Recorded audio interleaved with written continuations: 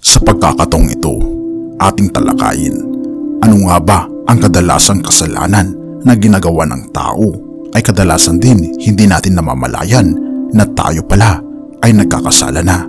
Ano nga ba ito na dapat nating iwasan? Atin itong talakayin, mga kaibigan. Tayo ay nabubuhay sa makasalanang mundo. Simula noong nagkasala na ang ating mga magulang na si Adan at Eva, tayo ay naging alipin na ng kasalanan at nasa ating pagkatao ang makasalanang personalidad.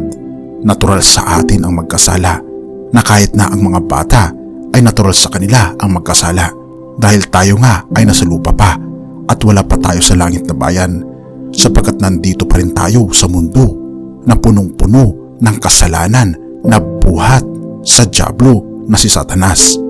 Ang presensya ni Satanas kasi ay nasa ating palibot pa kaya naman tayo ay laging natutugso at tayo ay nakakagawa ng kasalanan.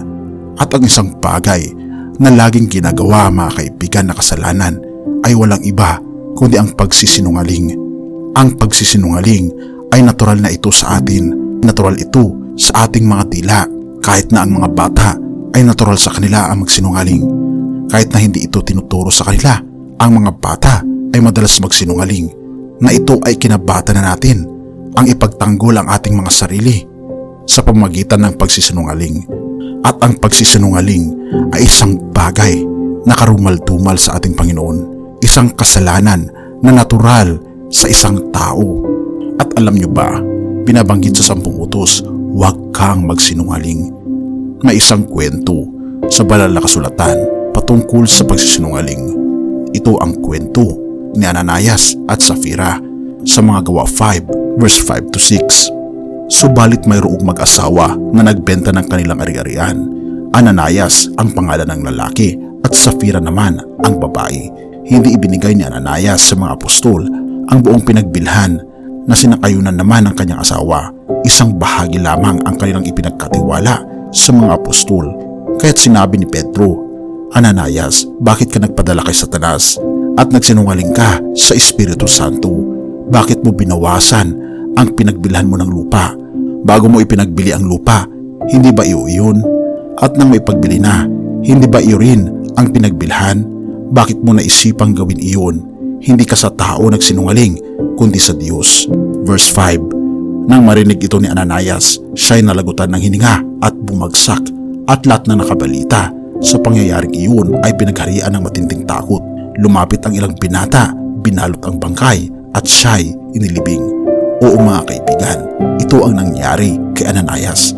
Dahil sa kanyang pagsisinungaling ay namatay siya. Nakita natin na nagsinungaling siya sa banal na Espiritu at nagsinungaling nga siya sa ating Panginoong Diyos. Matindi ang kaparusahan, kaibigan, ng pagsisinungaling. Kawikaan 24 verse 28. Huwag kang sasaksi sa iyong kapwa nang walang sapat na dahilan o magsalita laban sa kanya ng kasinungalingan.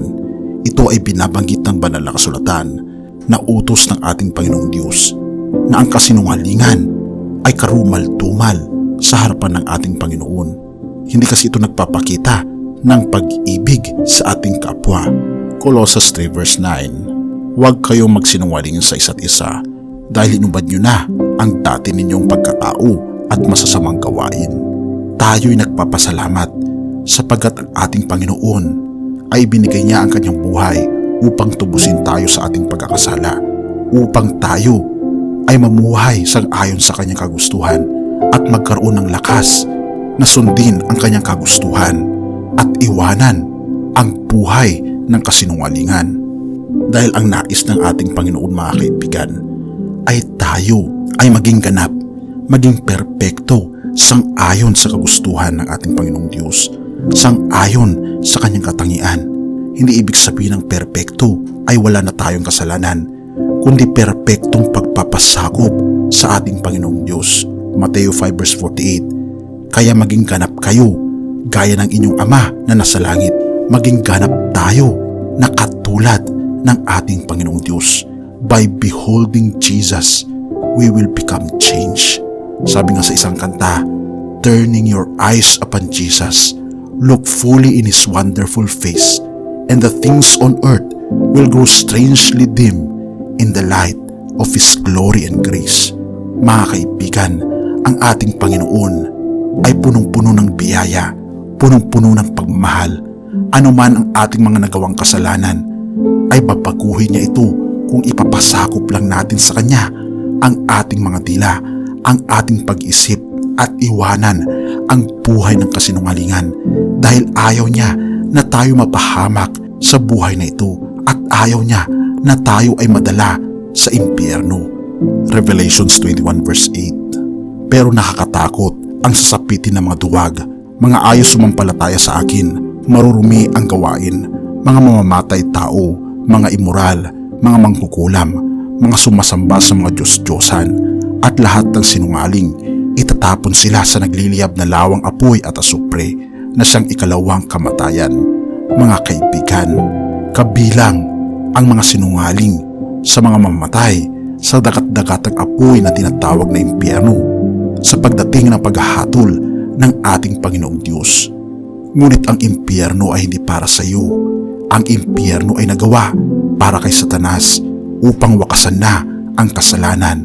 Ngunit kung ang kasalanan ng kasinungalingan ay nasa ating pagkatao pa at hindi pa ito nawawala, pati ang ating katawan ay masusunog din, sapagkat nakadikit ang kasinungalingan na kasalanan na kailangang mawala sa ating pagkatao. Ngunit ito ang good news, mga kaibigan. Tanging si Jesus lamang ang makapagtatanggal ng mga kasalanang ito. Ilapit natin, aminin natin na tayo sinungaling, na tayo maraming kakulangan, at banggitin natin ang mga bagay na ito. Hingan natin ng kapatawaran sa ating Panginoon at tayo lilinisan niya, tatanggapin niya bilang isang perpektong anak niya na magmamana ng langit na bayan. Purihin ang Diyos at salamat kaibigan sa iyong panunood. Tayo manalangin. Ama kong banal, makapangyarihang Diyos, nilalapit ko ang aking kasalanan sa iyo. Ako'y punong-puno ng kasinungalingan. Bata pa lang ako, hanggang sa aking pagtanda ngayon ay nababalot pa rin ako ng kasinungalingan. Panginoon, patawarin mo ako.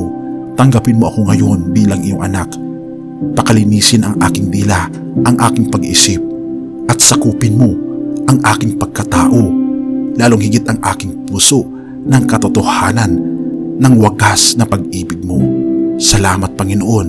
Ito lamang ang aking samot dalangin sa pangalan ni Jesus. Amen.